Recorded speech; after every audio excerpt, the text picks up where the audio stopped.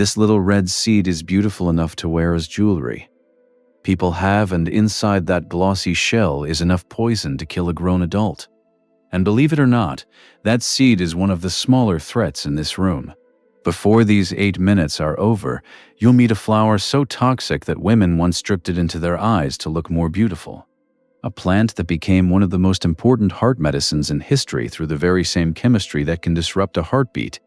And a tree so dangerous, you can be burned just by standing under it in the rain. None of these are rare monsters from some distant jungle. Most of them grow in gardens, in parks, maybe on your street. These are the plants that can kill you. Welcome to the lab. Today's specimens are the beautiful killers, the plants that hide lethal chemistry behind pretty flowers and harmless looks. A quick word before we start, and I mean this. Nothing here is a how-to. This is about why these plants are dangerous, so you can recognize and respect them. Never touch, eat, or handle a plant you can't identify. If that's understood, the subscribe button keeps the lab doors open. First specimen. Let's start with the one from the intro. The Rosary Pea. Its seeds are small, glossy, and a brilliant scarlet red with a single black dot. So striking that they've been strung into necklaces and prayer beads for centuries. The problem is what's inside. They contain a toxin called abrin, which works by shutting down the machinery your cells use to build proteins. A cell that can't make proteins simply dies, and abrin is staggeringly potent at causing it. Here's the strange mercy of it, though. The intact seed has a hard, sealed shell, and if swallowed whole, it can often pass straight through you without releasing its poison at all.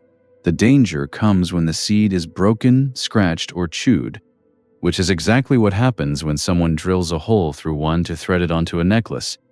Beautiful, wearable, and deadly the moment its shell is broken. That one hides its poison in a seed. This next one is so famous it has a name you might already know. The Castor Bean. From this plant's seeds we press castor oil, something people have used for generations, though the oil is carefully processed to remove the toxin, which makes it completely different from the raw seed itself. The raw seeds contain one of the most notorious poisons on Earth, ricin. Like abrin, ricin destroys the cell's ability to make proteins, and it's so toxic that even a very small number of raw seeds can be deadly. More so for a child than an adult. This isn't a theoretical danger either. Ricin was used in one of the most infamous assassinations of the 20th century, when the Bulgarian dissident Gergy Markov was killed in London in 1978 by a tiny ricin pellet, reportedly jabbed into his leg from the tip of a modified umbrella. A common garden ornamental, and the source of a Cold War murder weapon. That one is a seed with a body count. This next one kills with a berry that actually tastes sweet. Belladonna, better known as deadly nightshade. It grows shiny black berries about the size of a cherry, and unlike most poisons, they're not bitter. They're sweet, which is exactly what makes them so dangerous, because sweetness is what tempts children and unwary adults to eat them. The whole plant is loaded with tropane alkaloids, the most famous being atropine. These compounds scramble the signals of your nervous system, causing a racing heart, fever, hallucinations, and in severe poisoning they can disrupt the involuntary systems your body depends on, including breathing and heart rhythm. And here's where the name comes from.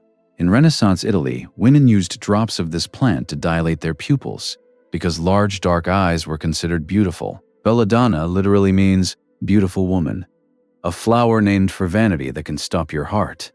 Quick pause. We're right in the middle of the lab.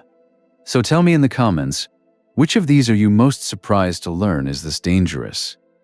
Be honest. I'll tell you the one that unsettles me the most at the very end. Because this next one doesn't just grow in gardens, it's one of the most common ornamental hedges in the world. Oleander. You've almost certainly walked past it. A tough, pretty shrub with clusters of pink or white flowers lining roads and gardens across warm climates everywhere. And every single part of it is toxic.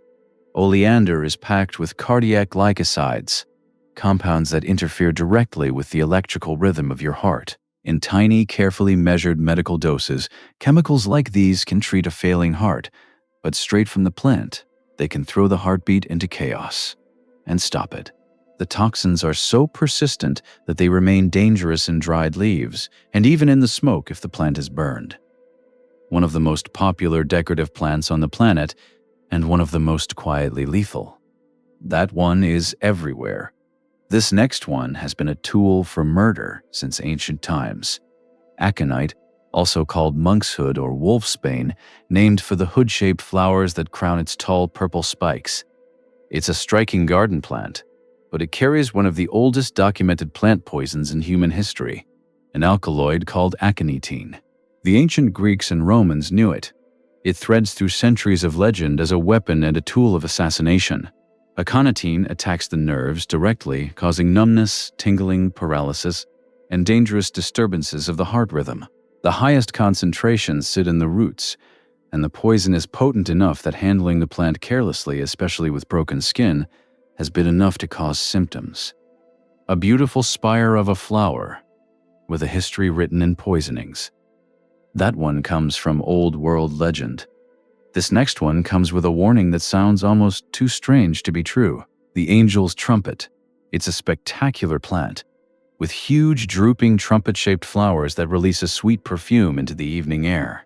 It looks heavenly, and it's named that way.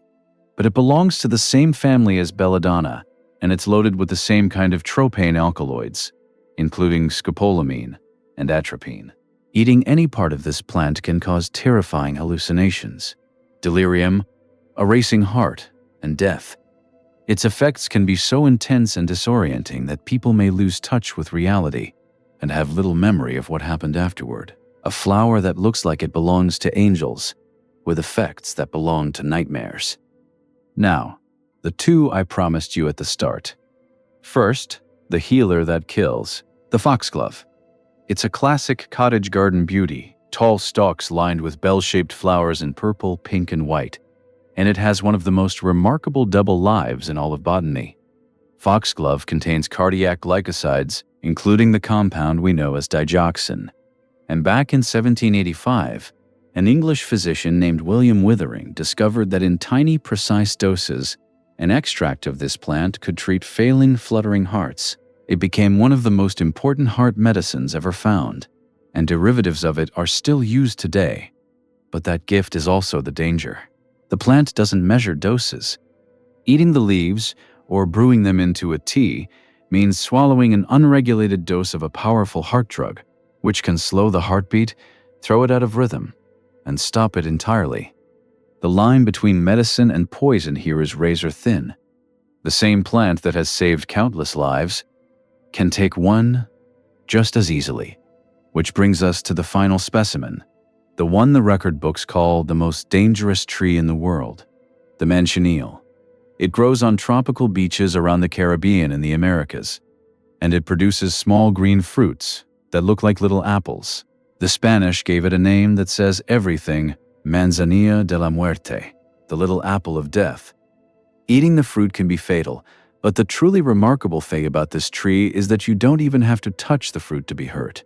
Every part of it oozes a milky white sap full of toxins so caustic that contact blisters the skin. Stand beneath it during a rainstorm, and the rain carrying that sap can burn you. Burn the wood, and the smoke can injure your eyes. The Guinness World Records lists it as the most dangerous tree on Earth, and its poison has a long history, used on the arrow tips of indigenous peoples, with some historical accounts holding that the explorer Juan Ponce de Leon died of a wound from such an arrow. A tree you cannot eat, cannot touch, and cannot even safely shelter under. So what do all of these plants actually have in common, beyond the body counts? Not one of them grew these poisons to hurt us. We simply aren't the target. A plant can't run from the insects, the grazers, and the animals that want to eat it. So over millions of years, the ones that survived were the ones that turned themselves into something not worth eating. The abrin, the ricin, the heart-stopping glycosides, the nerve poisons, none of it is aimed at you. Its chemical armor evolved against a world of hungry mouths. The danger to us is almost an accident of biology, a defense that happens to work just as well on a human as on a caterpillar. That's the real lesson of the lab. The most beautiful things in nature are often the ones that worked hardest and got deadliest just to stay alive.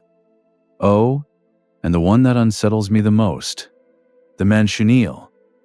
Not because it's the deadliest, but because every other plant here at least waits for you to eat it. That one can hurt you for nothing more than standing too close in the rain. If that's your kind of weird, the next file is already on the shelf. I'll see you in the lab.